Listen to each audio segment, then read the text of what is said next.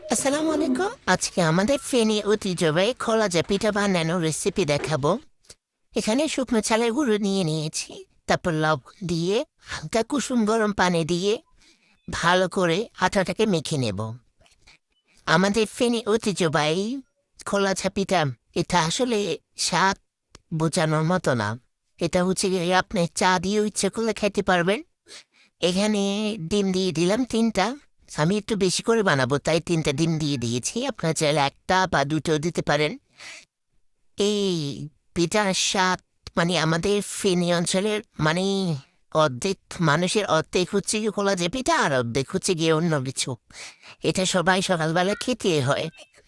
এটা আপনি ইচ্ছে করলে চা দিয়েও খাইতে পারবেন, ইচ্ছে করলে আপনি কোনো সবজি ভাজি বা তরকারি ঝোল দিয়েও খাইতে পারবেন, মানে আপনার যা মন চায় এটা তা দিয়ে খাইতে পারবেন। শুধু চিনি দিয়ে খাবেন, শুধু এমনিতে খাবেন, তাও আপনার খাইতে ইচ্ছে করবে। মানে পিঠে এত বেশি মজা। এই যে দেখেন কত সুন্দর হয়েছে না পিঠেগুলা। এটা ফার্স্টে আটাটা ধরে কলারটা ভালো করে গরম করে তারপরে এখানে ভালো করে গুল করে দিবেন, তারপর ঢাকনা দিয়ে ঢেকে রাখবেন যেন ওটা সুন্দরভাবে হয়। তারপর এই যে দেখেন কত সুন্দর না আমাদের ফেনে ঐতিহ্যবাহী খোলা যে পিঠা। সবাই একবার হলো ট্রাই করে দেখবেন আমাদের ফেনীর ঐতিহ্যবাহী পিঠা। দেখবেন কিরকম মজা, কিরকম স্বাদ। একবার বানাইলে বারবার বানাতে ইচ্ছে করবে। তাহলে পেজ